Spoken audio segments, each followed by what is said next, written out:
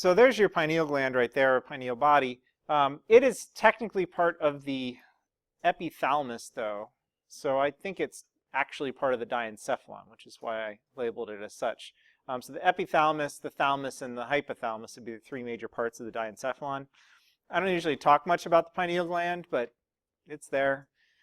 If you ever did a sheep brain dissection, there's a decent chance that when you did your sagittal section, the pineal gland fell into your tray and you lost it. That's what it does. Involved in sleep cycles. But like I said, is there anything you want to talk about?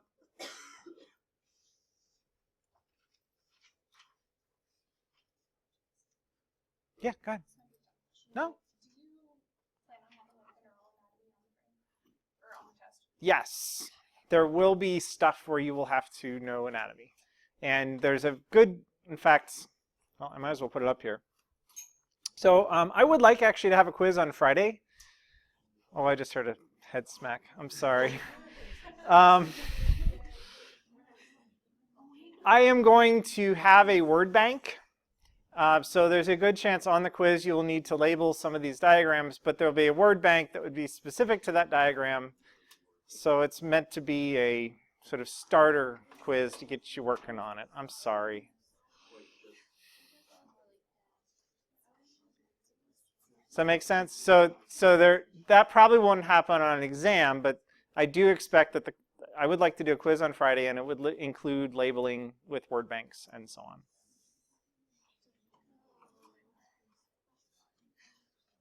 You know, the thing is, usually people, like, this always happens every time I say that each year. Everybody's like, oh no, but then they do fine. It'll be okay. It will be.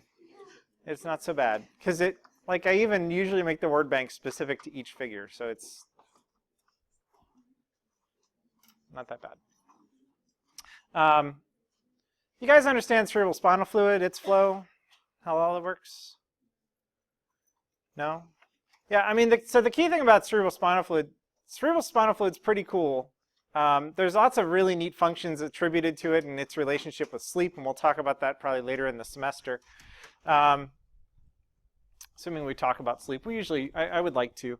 But the idea is that you're making cerebral spinal fluid kind of in all the major ventricles. There's that choroid plexus structure, which is basically just a big leaky capillary bed. So you ram blood through the choroid plexus, and then the plasma gets filtered through the walls of the capillary and it becomes cerebral spinal fluid. And that's basically how you make cerebral spinal fluid.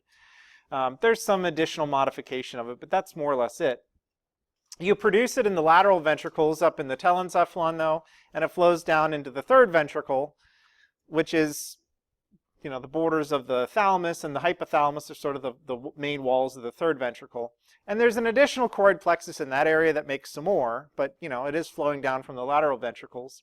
And then from there, you go down through the cerebral aqueduct into the fourth ventricle. There's another choroid plexus there, but again, it's sort of this steady stream from the telencephalon all the way down into the rhomencephalon here. So in the hindbrain, you get the fourth ventricle. And from the fourth ventricle, there's sort of two routes then. One collection of cerebral spinal fluid will go down the spinal canal, which is this very little tiny tube that runs all the way down. I mean, it's the remnant of the original, you know, neural tube that we made during development, but that tube runs all the way down the spinal cord, and so you have cerebral spinal fluid passing all the way that way. But then a large amount of it will actually exit right after the fourth ventricle and then just flow around the brain. So the cerebral spinal fluid is not just inside the brain, it's also completely surrounding the brain. So the brain is kind of floating within your cranial cavity then in the cerebral spinal fluid. And ultimately it will finally get taken back up into some of your venous sinuses once it circulates around, you know, around and surrounds the brain. I don't know. Anything else you guys want to talk about?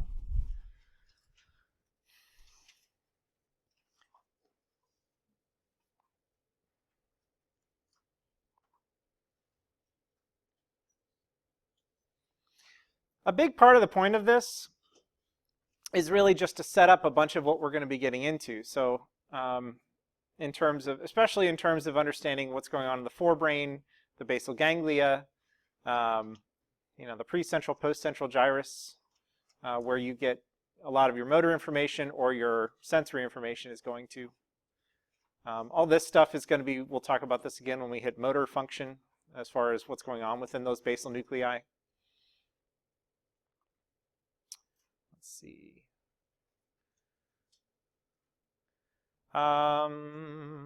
Let's see. I would just say the cranial nerves, you do need to know your cranial nerves. Don't kill yourself over them. But you should have like a very Cliff Note-y sort of idea of what each cranial nerve does. And I tried to do that here. I think I might have violated my 1 to 6 word thing. Did I? Yeah. I think at 1, 2, 3, 4, 5, 6, 7, 8. So I guess I went 8 words on glossopharyngeal. But everybody else I think I got in there. So just, you know, the really, really condensed version of this.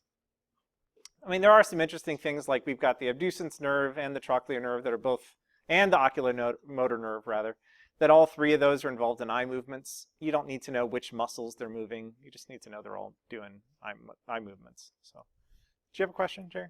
Well, like the pictures that you put on the test, exactly. I probably will just use the same pictures, yeah. Certainly on the quiz, I'm sure they will be. I'll just pull them straight off. You don't have to interpret anything. I will try to get them in color if I can get that to work. I've had trouble with my color printer lately, but I can print to it, but it's printing everything in grayscale, which defeats the purpose of having a color printer.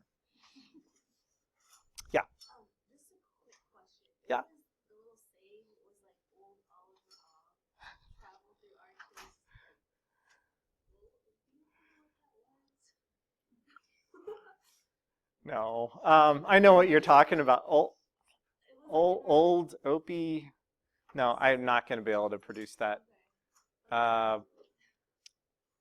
There are many others, variants on that. I could, if you send me an email, I could find it because it's in our A&P textbook. Yeah, I can get it for you. I don't know it offhand. It's just a little I can't even say mnemonic that if you need something to help you remember the sequence. It's a nice one because it gives you the first few letters oftentimes as opposed to just the first letter. So yeah, if somebody sends me an email, I'll post that on Blackboard, that's fine. Other questions? I feel like I just ruined everybody's week. I'm sorry. Like I said early on in the semester, we're not meant to be friends, but I'm anything else? Happy to.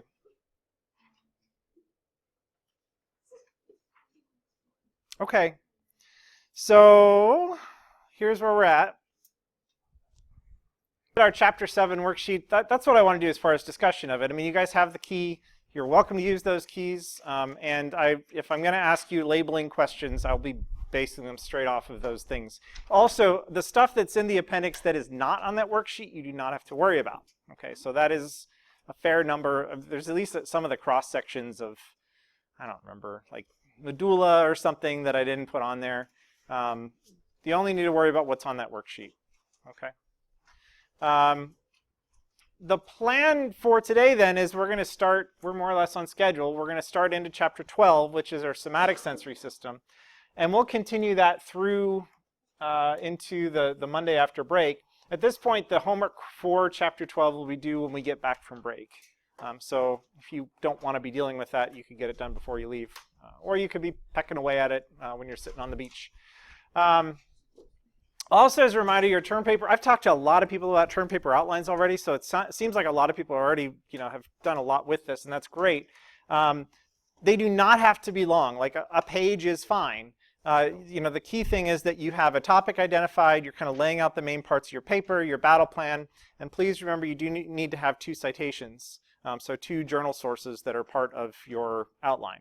And you're sort of just like tossing in the citation somewhere about where you're going to be using it. That way it's clear that you've looked at the thing. I'm not even going to care about citation style for the outlines. I just want you to get some ideas down on the paper that we can then talk from. So just make sure that if you're citing, so you need to have like the authors and the title of the article and the journal and volume and stuff, but I'm not going to be like checking really for format. Any questions about any of that stuff or what we're doing this week? All right. Okay, and I'll say the outlines are not particularly binding. Like I have occasionally, probably 2 or 3 times a semester, somebody will say, work on the outline, and then they'll start working on the actual paper and they change their mind.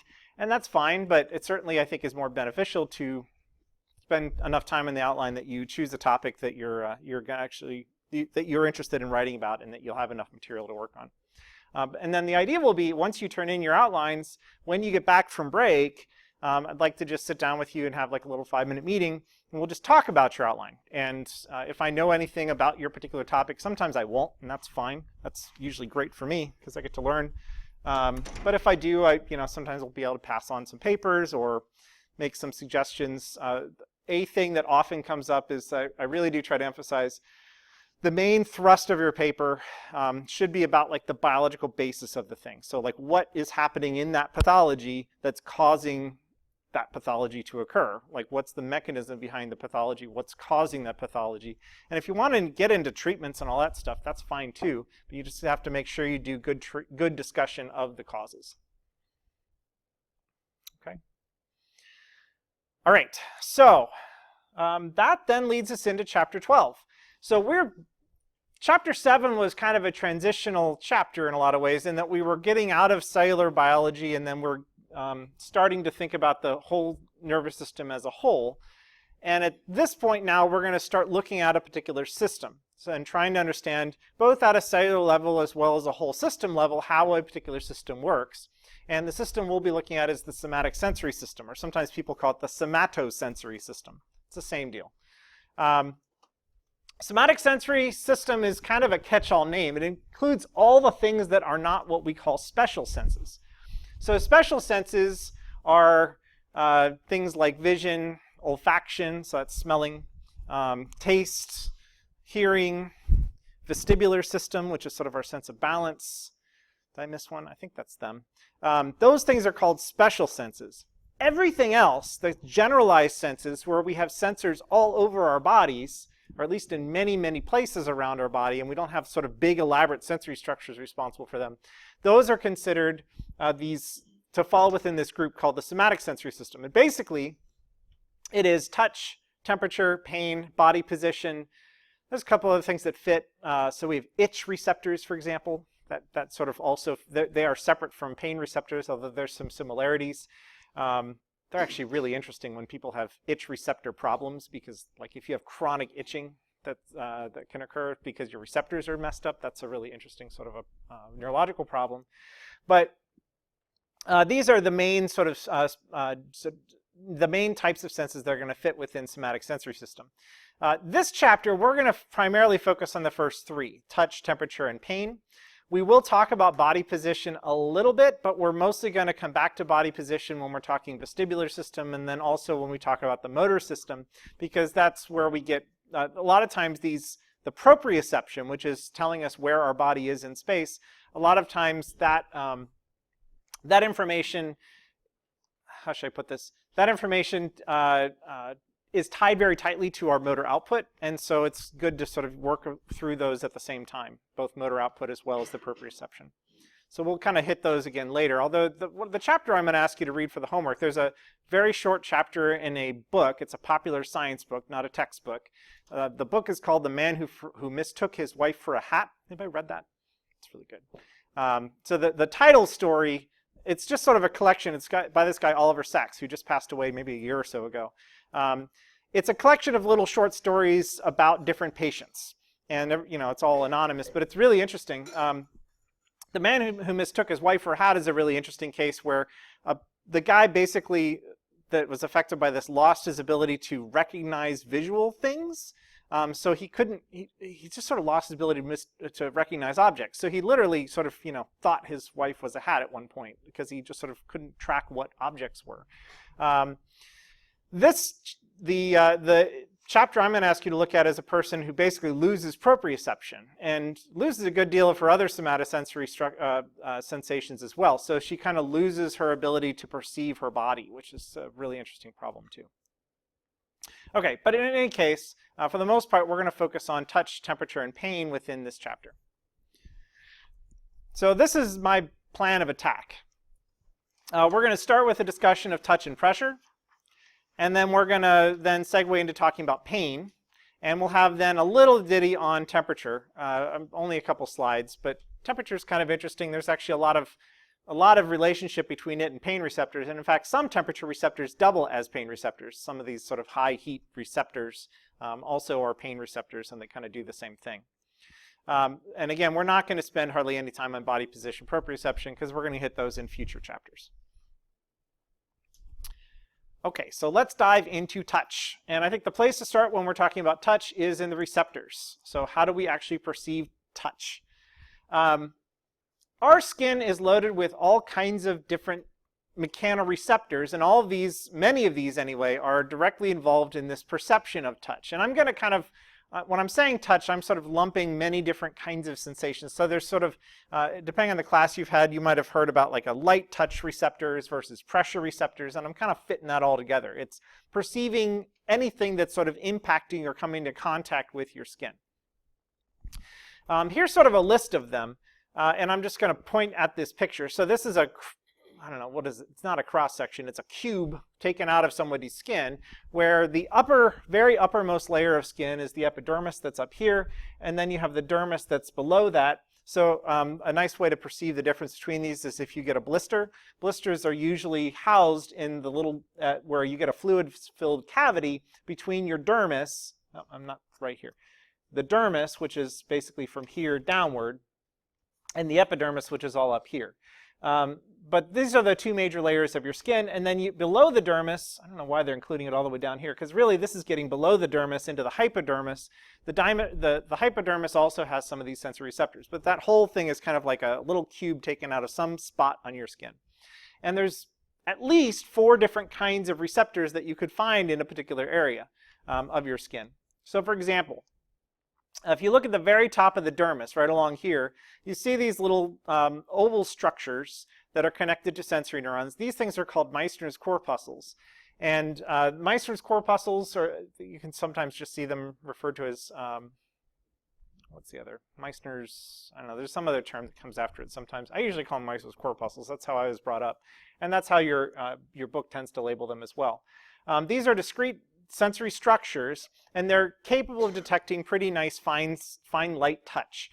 They're pretty high up, and that's one thing they'll have in common with other kinds of light touch receptors is they're pretty close to the surface of your skin. You still have some layers of skin between them and the structure, but they're sort of right on this upper layer of the dermis, called the papillary layer, that houses these structures. You also have, in the very bottommost layer of the epidermis, I don't know if they're even labeled here. Oh yeah, here's one. You have these little Merkel's discs. So you have basically these specialized cells in the very bottommost layer of the epidermis, which are called Merkel discs. They're also capable of perceiving really light touch.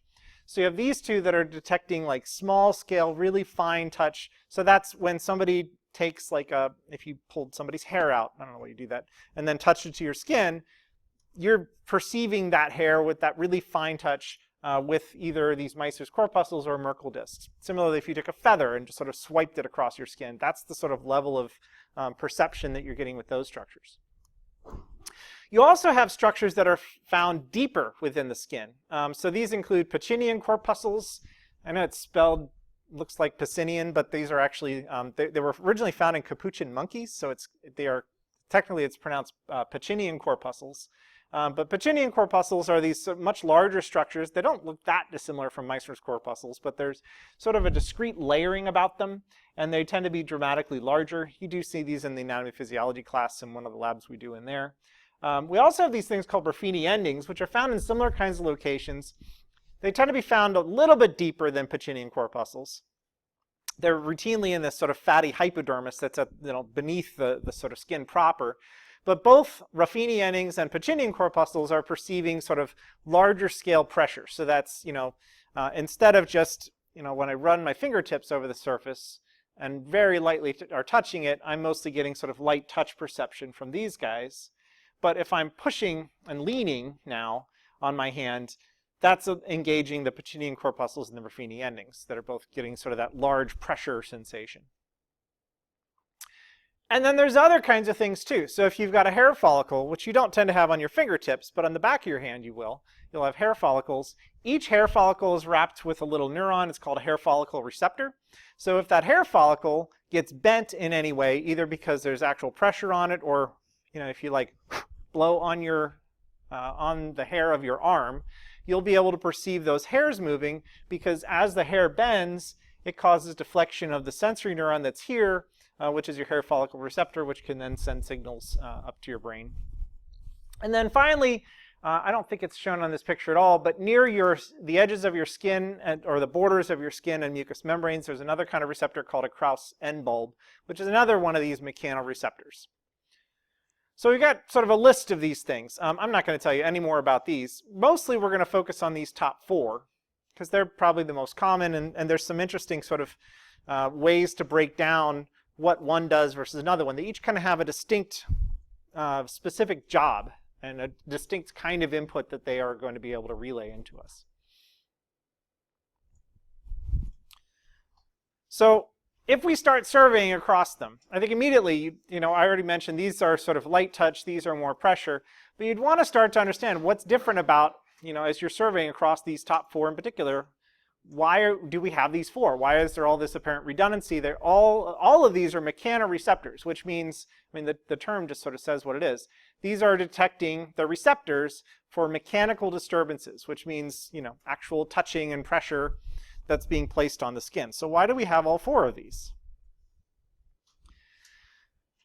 Well, each one does sort of a different thing. So some of them have very small receptive field sizes, and others have very large receptive field sizes. So what does that mean? So here's an experiment that's described where you've got, this is a person that's sort of putting out their arm, and they're trying to determine how wide of an area could stimulate one particular kind of receptor. So one particular receptor that sometimes will feed, multiple receptors will feed into one neuron. But if you have a particular Pacinian corpuscle right here, or a particular Meissner's corpuscle right here, how large of a spot on the surface of that skin will that particular receptor be sensitive to? Does that make sense? So, how big of an area is each receptor screening on the surface of your skin? And you could do this comparison between Meissner's corpuscles in this area versus Pacinian corpuscles in this area, where basically you're recording from that particular neuron. So you found the sensory neuron axon. And then you can touch right in the center of that particular receptor's receptive field, and then start moving away from it and figuring out how far away can you get before you're no longer stimulating that particular sensor receptor. Okay? And what ends up happening is that Meissner's corpuscles, really each one can only perceive a very small amount of space on your hand. So I mentioned if you're doing one sort of right in the palm of your hand there, you could do right at the center of that spot, or you could move, like a 1/4 inch maybe at most away from that sort of center of that receptive field before that Meissner's corpuscle just stops responding. At the fingertips, you have Meissner's corpuscles that are even more specific. There you're almost looking at like a pinhead-sized swath of skin that any one Meissner's corpuscle will be sensitive to. And you could start to think about, like, what does that mean? So here's this one person's finger, and this is showing just 4 of the Meissner's corpuscles that would be present on that fingertip. But there's, probably dozens and dozens more. And each one would give you very specific information about a very specific spot on the surface of that skin. And so you could sort of then think about, all right, so what is your brain getting from that? And I always like to use the example if you were trying to read Braille. We all know what, does anybody actually know how to read Braille here? I don't actually know how, but you've seen it, right? You've seen the little dots and marveled at the fact that people can actually interpret that as a letter. But what you're doing there is, because you've got all these individual receptors that each have a really small receptive field, your brain can basically compare when you've got, say, I think in some of these, there's just like 1 dot, or maybe there's 3 dots in kind of a pattern like this, or maybe something like this. Again, I don't know Braille, I'm sorry. But by running your finger across this, you can perceive, because you're basically just comparing what input is coming into each of those different little Meissner's corpuscles then, and you could perceive this space would only stimulate one Meissner corpuscle. This one would stimulate 3 of them, and it would be a particular 3. It would be, it might be stimulating this one, and this one, but not that one down there. So it would give you a very specific pattern. And each of these Meissner's corpuscles ends up going to a slightly different spot in your cortex, so you can figure out which one is being stimulated. You can perceive that. Similarly, if instead of 3 like this, they're in more of a line, that's going to stimulate a different set of Meissner's corpuscles.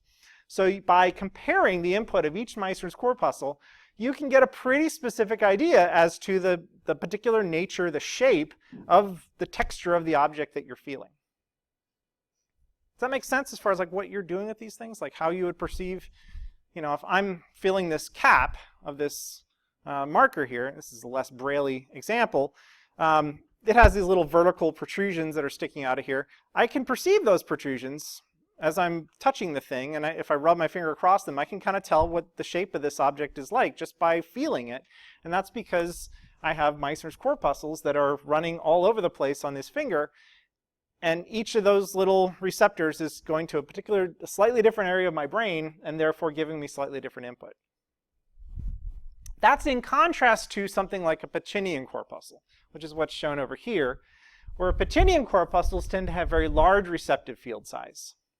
So the idea here is that the inputs from Pacinian corpuscles, rather than being really specific to one spot on a finger, the same Pacinian corpuscle neuron that's leading up into your brain might be stimulated anywhere that you press upon this entire finger, or anywhere on this whole half of the hand might stimulate the same receptors. So your brain can't localize when you're dealing with a Pacinian corpuscle where the pressure is actually coming in. Is it coming in across the entire swath of hand, or is it coming in right there or right there? It probably would send pretty much the same input up to your brain in all those different cases. Similarly here, you might not be able to tell where, just with the Pacinian corpuscles, where the pressure is coming from, but you could tell at least that there's pressure, right? And so you're using that information in sort of a more holistic sense, what's happening in general to my hand, as opposed to trying to figure out small details of the texture of an object. So let me just sort of restate all this stuff. So you have some of these receptors that we're looking at, like Meissner's corpuscles, that have sensory axons that are carrying information from only 1 or 2 millimeters of skin, or 1 or 2 square millimeters of skin might be a better way to put that. So this is Meissner's corpuscles. These are Merkel discs. They allow us to find and determine this, the like fine texture, fine details of objects, because you're comparing the input that one Merkel disc gets to that of another, to that of another, to that of another, and you're sort of reconstructing, almost like you're seeing it, right? You're reconstructing the texture of the object. Whereas other things like Pacinian corpuscles and Ruffini endings, which are more pressure receptors, they're sending input in that are carrying information about a large swath of skin. So you're getting sort of more generalized information about what types of pressures are being encountered on that whole part of the skin. Yeah? So why are there 2 types of each type? Like why do you, Yep. like does Meissner's versus Merkel do something different? Yes. That's the next slide. Good question. Good segue. Any other questions before we go to that, though? That's a very good point. Yeah? I remember you said that eventually after a while you stopped feeling it. Why did you stop feeling it? That's also a good segue into the next part. Yeah, so that issue, we've all had that kind of thing where like, so what's a good example? So, I'm wearing socks right now, and probably many of you are as well. And socks tend to grip us, right? So they tend to be fairly snug. They tend to, even when I take my socks off, I'm probably telling you too much, there's little red lines, right, where the elastic is pressing on your skin. And so you would think I should be perceiving that because this stupid elastic is squeezing on my skin all the time. And if I think about it, like right now, I don't know, I think I can feel that. I can feel that there's a sock on my foot, but I'm not really cognizant of it all the time. And it certainly feels different now than it would have when I first put that sock on in the morning. And the reason is that, and frankly, the difference between the Meissner's corpuscles and the Merkel discs, as well as the Pacinian versus the Ruffini endings, is that while both of these guys, Meissner's and Merkel discs, provide light touch information, they react differently over time. So that's what this is. Yes? No, that's fine. So since the Pacinian ones like send information about larger areas of skin, but the Meissner's do smaller. Mm-hmm. Are there more Meissner's corpuscles than there are Pacinian corpuscles? Yes, there are more, and so that's one reason they're different. And I think I haven't found actual confirmation of this, but my understanding is that because Pacinian corpuscles are still pretty small, I think there's some pooling of input where you get multiple Pacinian corpuscles basically routed and stimulating the same sensory axon coming in too. Because there's just no way that a little microscopic structure, and they're still microscopic structures, or at least, they're certainly smaller than a pinhead, down here is going to be feeling perception up here. So I think there's got to be some pooling of input too. But I think you can expect that there's going to be more Meissner's corpuscles, and certainly many more axons for Meissner's corpuscles coming out of a hand than Pacinian corpuscles. I mean, there might be like 5 or 6 axons coming out for Pacinian corpuscles, whereas there'd be hundreds coming out for Meissner's corpuscles. And each one is giving you different information. Right, so why, again, getting back to this question, so why do we have 2 touch receptors and 2 pressure receptors then? Why bother? And it does turn out that it has to do with how they respond over time. That's nice. All right. Some of these receptors, the way it's described in physiological literature is that they adapt quickly. Another word for this is that they're phasic, which means that when they first are stimulated, they fire like crazy, and then even if the stimulus is still there, they just stop responding over time. So it's kind of the thing where you're not paying attention anymore to it's even hard to feel the input coming in from your sock squeezing on your foot at this point, is because many of the receptors that are responding to that are phasic. So here's a nice depiction of this comparing Meissner's corpuscle. Well, yeah, let's do Meissner's corpuscle versus a Merkel disc. So in the case of a Meissner's corpuscle, this big line here, without the little hashes on it, this would be the stimulus, the pressure that's being applied to the skin. And so in this case, they're showing that when you first apply the pressure onto the skin and then you hold it, initially the Meissner's corpuscle fires like crazy when you're first applying that pressure. But then almost immediately, even though the pressure, the stimulus, the touch is continuing, they just stop responding, right? Until such time actually that you relieve the pressure, and then you'll get a little bit of response. But these are action potentials that are responding to the onset of the stimulus, but then they very quickly adapt. They stop responding. In contrast, if you look at Merkel discs will respond when you first have onset of the stimulus, but they're more what it's referred, I like to call these things tonic. So they don't adapt very quickly. So they'll have an initial onset or flurry of action potentials, but then they pretty much just keep firing as long as the stimulus is present. Okay? Similarly, if you compare Pacinian corpuscles to Ruffini endings, Pacinian corpuscles adapt really quickly. So they'll fire when you first set the pressure on, then they stop, and then actually they'll fire again when you take the pressure off. Ruffini endings, on the other hand, basically just keep firing all the time as long as the stimulus is there.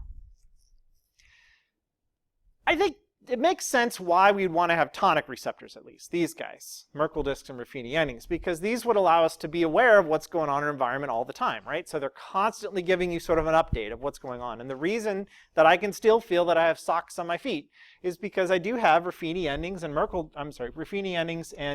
discs down there that are perceiving the touch from the sock. And that touch hasn't really changed much since this morning when I put the sock on. However, what these other ones do, the phasic receptors do, is that these let us perceive what is new. And I think this is the real value that they provide. So these guys down at the bottom, Merkel discs and Ruffini endings, they kind of tell you what's there and what has been there, what is currently there, and they're always giving you that update. But any new changes, so you could sort of imagine if there's an additional little bit of pressure as I'm moving my foot around during a step, the Merkel disc maybe isn't going to change that much in its response. It's still firing, and it has been firing. It might increase a little bit with a new surge, but it's not going to change very much. But anything new up here with these adaptive ones, the phasic ones, they will respond each time there's some sort of new stimulus. So the real value of having a Meissner's corpuscle or Pacinian corpuscle, these phasic receptors, is that they react very strongly every time something changes. So you get this sort of additional information about what is new. Makes sense? So we have sort of a full complement here. We have both the small receptive light touch sort of types of receptors in both Meissner's and corpuscles and Merkel discs, but the Meissner's corpuscles are very phasic, they adapt rapidly, whereas Merkel discs adapt very slowly, so we refer to them also as tonic. These terms aren't in your book, but they're widely used. I think they really should be there. So you should know phasic versus tonic has to do with how quickly they're adapting. We also have these large pressure receptors, Pacinian corpuscles versus Ruffini endings. Ruffini endings are slow to adapt, so they're tonic. Pacinian corpuscles are much more phasic. So we get the sort of full complement then of information from these four varieties.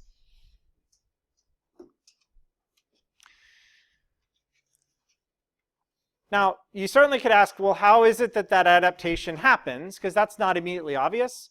And I don't really have time to tell you the story, so I'm going to have to tell you the story on Wednesday. But the key thing is, I mentioned Pacinian corpuscles are wrapped in these capsules that have a bunch of layers to them, and it's that capsule structure actually that allows them to adapt. So I'll try to explain that on Wednesday. So I'll see you guys then.